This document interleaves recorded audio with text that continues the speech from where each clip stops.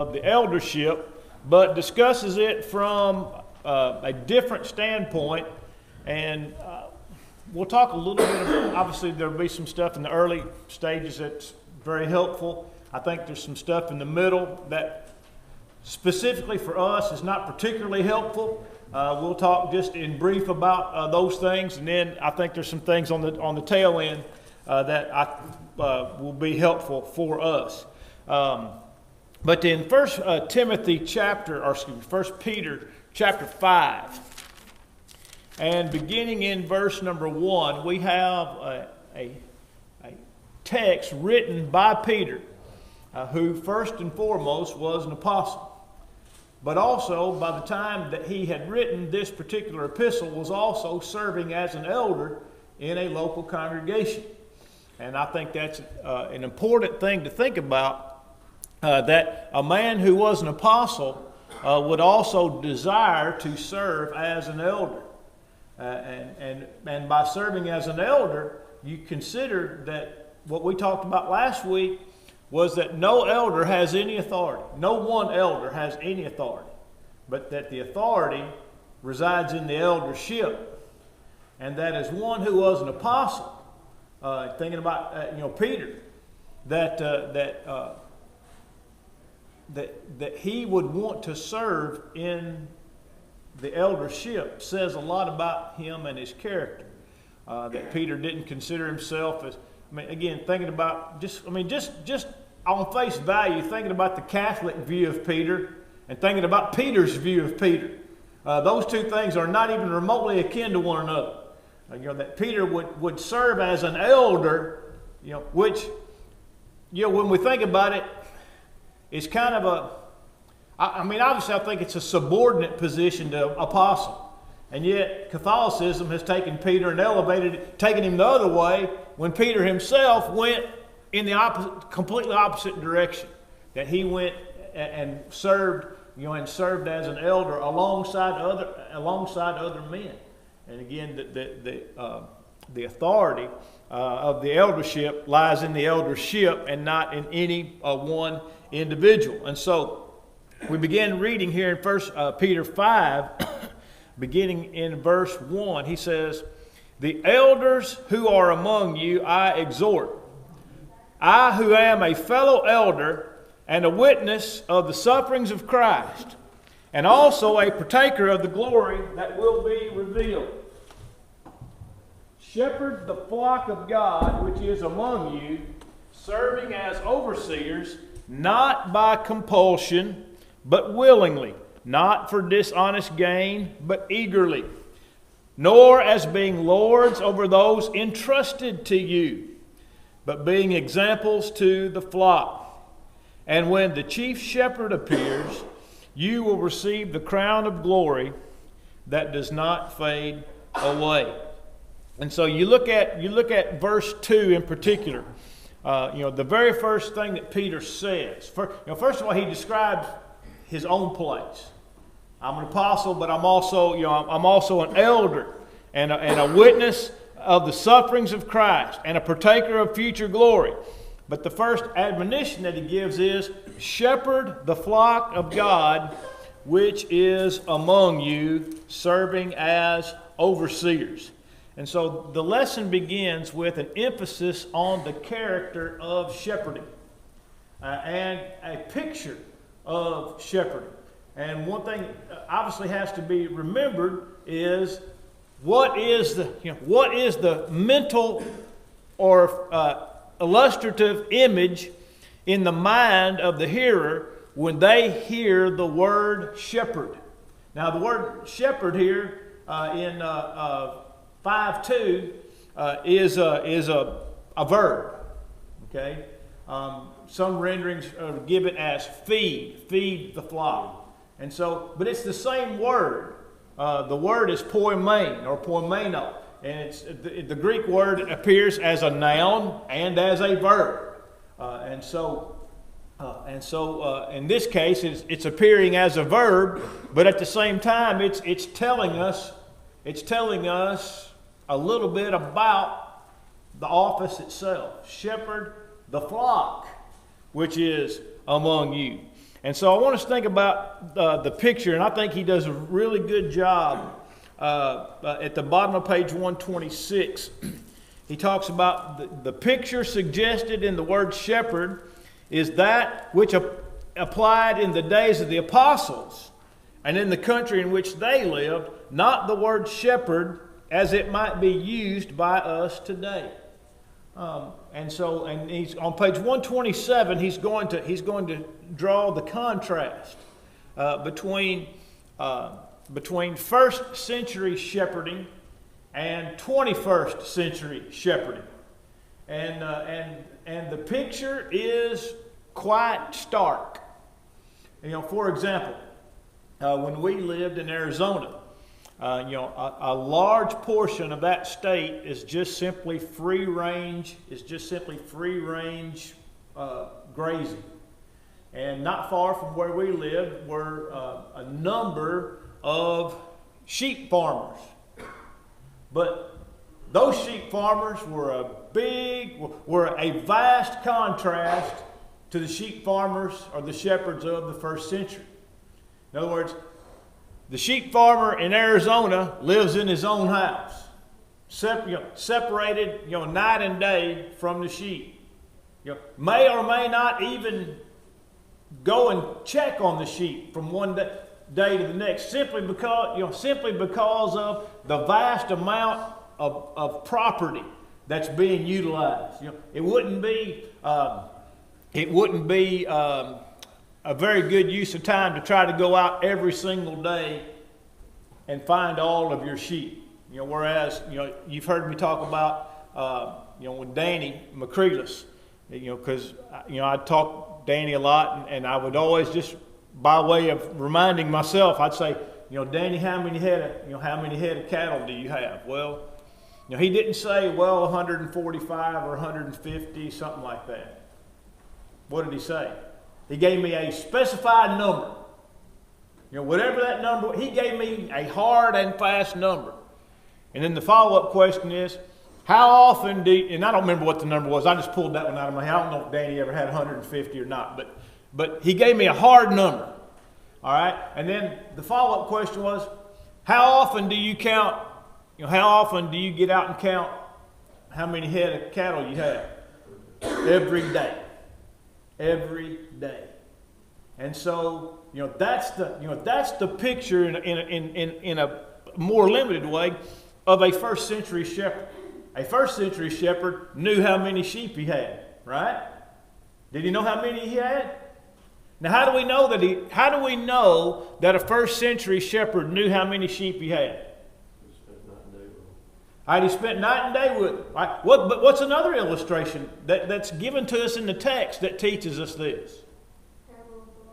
The parable of the lost sheep. He counts how many? 99. But how many does he have? 100. And so you see, there's the picture right there. That shepherd knew that when he counted his sheep, he was supposed to get 100. And when he only had 99, he didn't say, 99 out of 100 is pretty close. That's a good number. 99, that's not bad. But what does it say? One is lost, and he goes what? He goes out and searches for it. Until when? Until he finds it. Until he finds it. Now, by the way, in the parable, which is in Luke 15, 1-4, that's the parable of the lost sheep. In that parable, the sheep is found alive and returned. But it could be the case that sheep could be what? Found dead, right? He could be found dead. But until one or the other is confirmed, that shepherd goes and hunts for that sheep. Now, if he finds that sheep dead, then he finds it and he goes back. And then the next night, how many is he going to count? 99 the next night, and know that that's the number. But that parable gives us a great picture of the role of a shepherd as it relates to his sheep. And of course, on 127, we all know, or at least most of us would know, that in that part of the world and in that point in time, and even now in some more modern settings, you'll find shepherds of this type of a nature. And how do their sheep follow them? How is it that they know to follow them? Sound of his voice. And that, it's been tested and shown that you can blend flocks in a large herd, and you can separate them simply by the sound of the voice of the shepherd. That if you had, just say you had two flocks of 50 sheep and they were intermingled, when the shepherd of one of the 50 calls and starts walking, his 50 go after him and the other 50 stay, because they know the voice, recognize the voice of that shepherd. And so Jesus also used that exact analogy in John chapter 10. It says, "My sheep hear my voice, and they follow me." And so all of the things that are entailed in that relationship are summed in that statement. My sheep hear my voice, and they follow me. All right, the question is, then why do they follow the shepherd? Why do they follow the shepherd? He's going to show them where to eat. All right, he's going to show them where to eat, or where to drink, or where to lie down, or whatever, whatever the need is.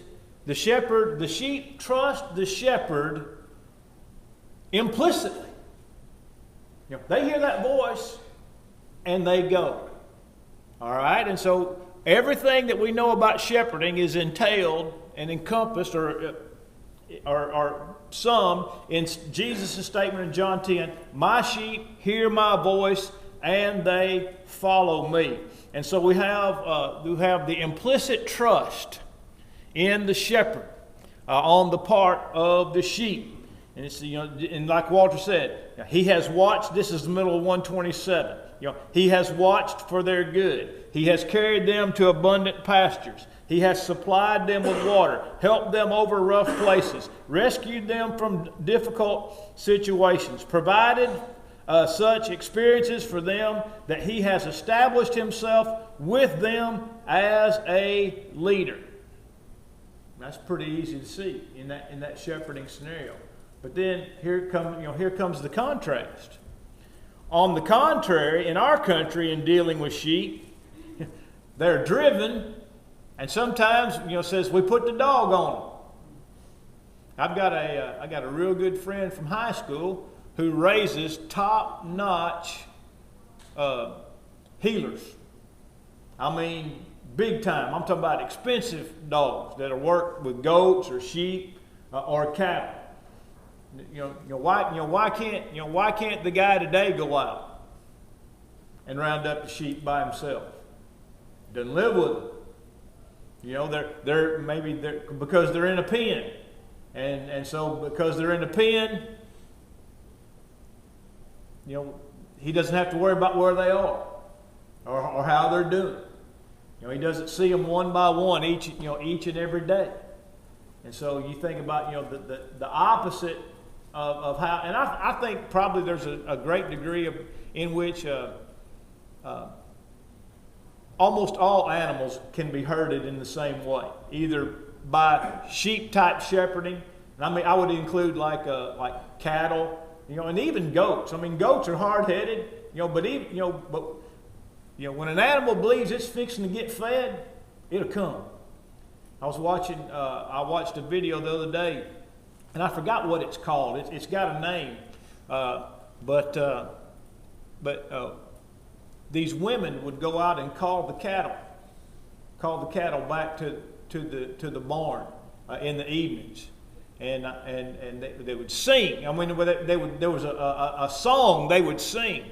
And the pitch of that woman's voice would carry, through those hills and hollers for, literally for miles. And they showed that girl went out there and she started singing.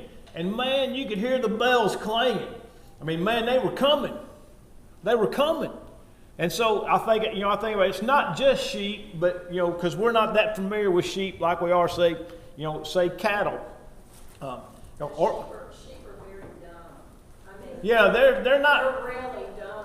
And I've they. never been to a sheep farm. I've toured them in Wyoming, and they are dumb. Yeah, they're not the most intelligent creature. And a lot of this, the things that you said about, providing guidance, I think that goes back to that.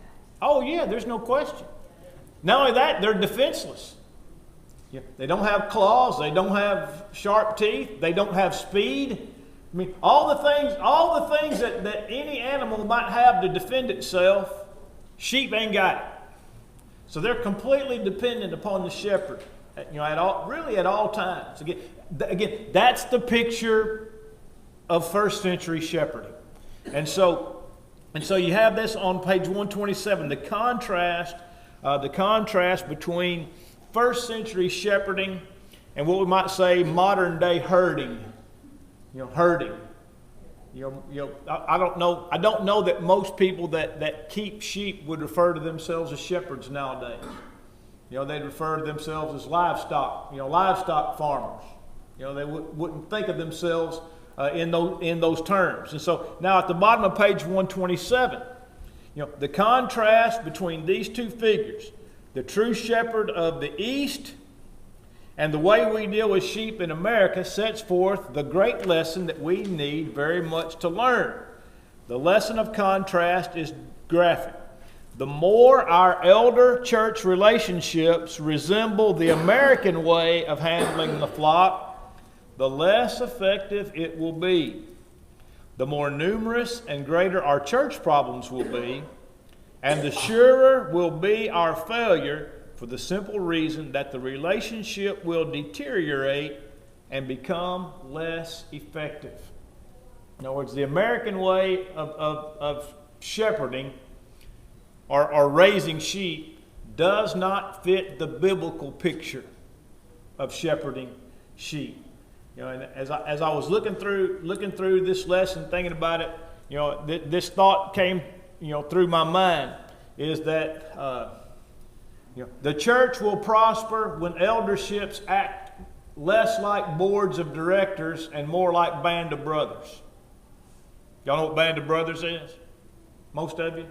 Or at least you understand the concept of band of brothers, the military, where every man's got it. There are people that are leaders in band of brothers, but everybody's got everybody's back. And that there are guys that lead, and there are guys that will follow those leaders, as I say, to the jumping off place. But how many elderships act and function more like boards of directors than band of brothers? Now, when you have boards of directors, what you have is, essentially, is just a group of decision makers, and at times bean counters. The concern is, can we afford this, and how do we just keep the ship riding? Whereas opposed to the other picture is, you have people who are intimately familiar with the lives and the difficulties of those that surround them, and because of that, there is a willingness to follow and lay down one's life for the other. And by the way, let me just say this: those are not the only two eldership. What's the word I'm looking for? I know what I'm trying to say. Let's put it this way. Every eldership is not either a band of brothers or a board of directors. In other words, there are other leadership styles. That's what I'm hunting. There are other leadership styles other than these two. Now, these are the only two that are presented in this lesson. Board of directors versus shepherds. But there are other leadership styles that elderships can take on. For example, you can have what would you say this? They're store managers. Store managers. What's a store manager do? Make sure the shelves are stocked. And the lights are on. The floors are swept. In other words, we got this picture of how things are supposed to look, and as long as the shelves are stocked and the lights are on and the floors are swept and the employees are paid, then everything is fine, right? For example, and I don't even know who the Walmart manager is, but the Walmart manager is not responsible for growing the local Walmart, is he? That's not his responsibility, is it? His job is to make sure that the floors are swept and the lights are on. And by the way, he didn't even control half of that stuff. I found out this the other day. That music that you hear in Walmart that's piped through, it comes from Arkansas. It comes from Arkansas. And the store manager has no control over the music or the volume. Doesn't even have control over the temperature of the building. Doesn't have control over the lighting. Every bit of that comes out of Fayetteville, Arkansas, at the headquarters. What's his job? Make sure the floors are swept, shelves are stocked, that things are running smoothly, and everything is fine, right? Now, can elderships function like that? Can elderships function? Toby, don't say they can't. I'm not saying are they supposed to function like that. I'm saying, can they function like that? Not for long. Yeah, not for long. All right, but do some function like that. The lights are on. Buildings and grounds are in good shape. Preachers paid. Doing some mission work. Sending some checks to the orphans, and therefore everything is fine. Can elderships, or do elderships function that way? They absolutely do. They absolutely do. The Walmart manager is not responsible for what's going on in the lives of his employees. Can elderships function?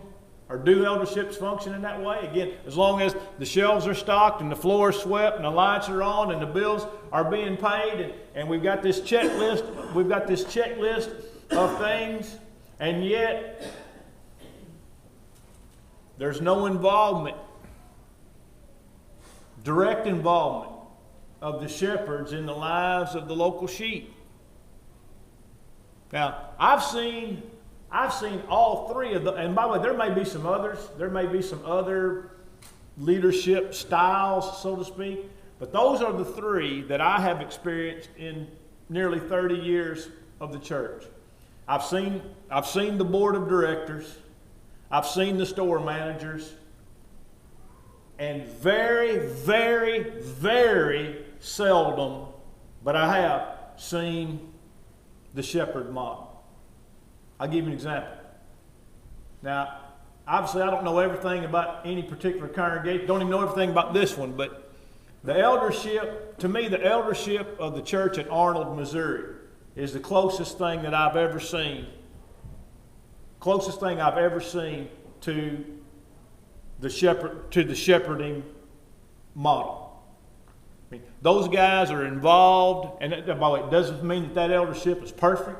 Doesn't mean any of those men are perfect. Doesn't mean they as a group are perfect. I'm just saying, as a model of shepherding, that's one of the best groups of guys I've ever seen in my life. Active in the lives of the members.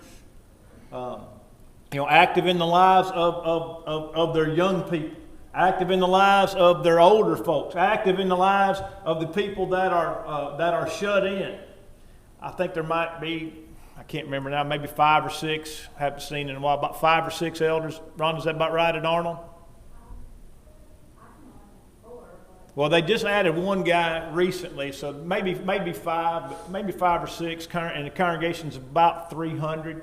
But those guys, again, from my observation from afar, are the nearest thing that I've seen, and I rarely ever, especially in a congregation of that size, you rarely ever see that type of an involvement. Okay? Now, when you start talking about big congregations, I don't see how any size eldership could do it in a large congregation. You start talking about 800, 900, 1,000 people. I don't care if you've got 20 elders. It's going to be nigh unto impossible for elders to be involved in the lives of the individual members.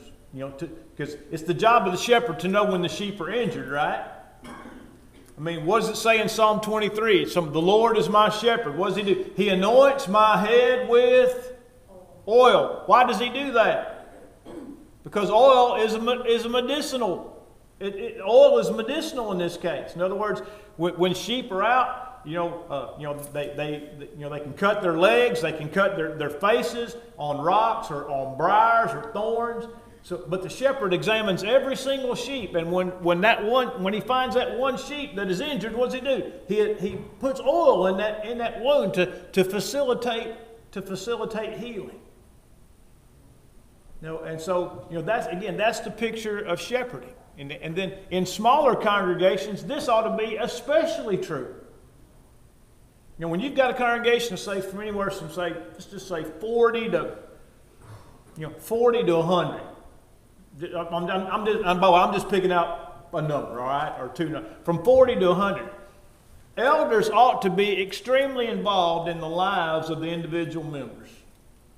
Ought to be extremely involved. Knowing what's going on. Knowing who's in the hospital. Knowing who's sick. Knowing who's having trouble maybe at home. That's the job of shepherding. Yeah, man. You talk about the bigger congregations. The thing about it is that I don't understand how it would ever work with, say, 300 or 400 members. I mean, because like what you're talking about, the first job, seems like to me, is inventory. Yeah. The elders, they got to take an inventory of their church members. Right. Well, 20 people keeping up with 400, I mean, on any given day, how do you know? I mean, if they're worshiping too, I mean, how do you know who's there? It just seems like it'd be impossible. By the way, you threw out 20 people and 400 members, right? Yeah. I've never seen a 400-member church with 20 elders. How many they normally got? 4. Yeah. 4 or 5, which means what? That there's 50 to 75 people per elder, right? On those numbers. If you had a church of 800 people and you had 20 elders, that's still 40 people per elder. That's still 40 people per elder. And I'm not saying you need to divide the church up that way, but you'd almost have to. You'd almost have to go that route. And so, the lesson in this week is the picture of shepherding and what is involved in shepherding, because that is the nearest picture of an eldership that we find anywhere in Scripture. In other words, there are not a number of. For example, let me give you this. How many pictures are there in the church of Christians? How many pictures are there of Christians? In other words, soldier, right? Soldier, vine, branches in a vine. I mean, disciple. And just off the top of my head, we could probably sit here and pull up a bunch of pictures of the Christian, right? But how many pictures can we conjure up from the Scriptures of the eldership and the work of an elder? Just one. Just one, right? Is that right? Just one? Is there any other picture of the eldership that the Scriptures present to us other than that of shepherding? Are they called rulers? No. Are they called governors? No. Lords? No. Bosses? No. Decision makers? What's the picture in 1 Peter 5? Shepherding. By the way, what's the picture in Acts 20? Feed the church of God. take heed to yourselves and to all the flock, over which the Holy Spirit has made you overseers to feed the church of God. Feed. So you have two pictures of shepherding right there, right? And then note this, when he gets away from what the elders are supposed to do to what they're going to do, what picture does he use? For I know this, that after my departing shall grievous wolves enter in, not sparing the flock. So when it describes them on what they're supposed to be doing, it's shepherding. And when they picture them on what they're doing that they're not supposed to be doing, it's still a picture of a flock. And so, and I think that he does a great job. I think he does a great job in painting this picture for us in this particular lesson. Now, I don't want to deal with the bottom half of 128. We've talked about a lot of this about guys, men that serving as elders. We talked about the concept of pulling rank or whatnot. So I don't want to rehash that. But I do think that Stroop missed the mark on page 129. With regard, because we talked about this last week, and this was before I had read this lesson, that eldership does have some authority, and that one of the areas of authority that they have is in the matter of church discipline. Now, Stroop tries to make the point that elders have no authority even in the matter of church discipline. That's on page 129. It says they've been given no power of discipline or punishment whatsoever. That's about 8 or 9 lines down. It says, we sometimes hear of people speak of church discipline as though it consisted of some sort of system of penalties under the direction of the elders for the purpose of coercing the flock to do what is right. Now here's the problem with that statement. He's blended two different things altogether. He's taken a negative thing that gets done sometime and tries to besmirch a thing that elders are supposed to do. In other words, just because an elder or an eldership has done something bad in one case doesn't mean that all the elders that have ever pursued this are doing it this way for this purpose. So I don't think that's consistent. But he says withdrawal is by the congregation. All right, I wouldn't argue that. But who's supposed to let the congregation know when somebody... The elders are supposed to do that. Right. I mean, for example, in Matthew 8, by the way, and in Matthew 18, in the picture of church discipline that's there, it's not like the elders are going to stand up on any given Sunday and say, now here's a list of people we're going to withdraw from today. As if the church didn't know what was going on. Now here's the elders, and they decide that they're going to discipline this group of people, and they come up and they kind of drop this thing on the entire congregation all at one time. Now I know congregations did that years ago. I know elderships did that years ago. And would come up and read a list of names, and then they'd like say, all right, now church, you've got 2 weeks to go out and find these folks and encourage them to repent, or we're going to withdraw from them. That's not how church discipline, is supposed to work. I mean, that's not the biblical picture. But whose lead does the church follow in this? I mean, do I just get to withdraw from somebody? No. Because I know somebody's I'm just going to withdraw from them. The rest of y'all can do what you want, but that's not how it works. In other words, where do I take my cues? Where do I take my instruction on this matter? Where do I get my information? You were going to say, Johnny? Oh, well, we always assign church discipline as from somebody within. There's also an aspect of those that are without, for people that come in here that aren't scripturally married or trying to place membership. Right. Right. We never discussed that. That's true. But again, who takes the lead in that? That's my point. Has to be the elders. In other words, if, for example, if I'll go back to using Danny. If Danny's supposed to have 50 head of cattle, and he has 51, and he knows that he didn't have a calf drop, in the last 24 hours, then what's his responsibility? Find out where number 51 came from, and likely try to quarantine it from his cows, because who knows what. If you don't know about that, and by the way, you don't just get to say, "Oh, my lucky day, I got extra cow today." Doesn't work that way either, does it? Lord blessed me with a cow today. Don't know where it came from, but I counted it and there it was. How are you supposed to withdraw from the church? Ma'am? How are you supposed to withdraw from the church? Well, but through the leadership of the elders. In other words, the elders provide the leadership. The church is supposed to withdraw from those that walk disorderly. His statement is correct. Withdrawal is to be done by the congregation. My point is that you can't do that without some form of direction or leadership.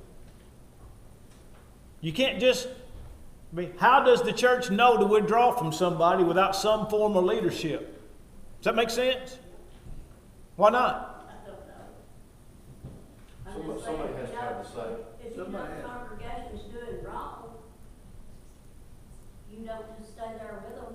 No. I'm not talking about that. I'm not talking about a congregational problem where members are trying to do right in a congregation and finding it difficult, if not impossible. I'm talking about when a congregation withdraws from one of its members.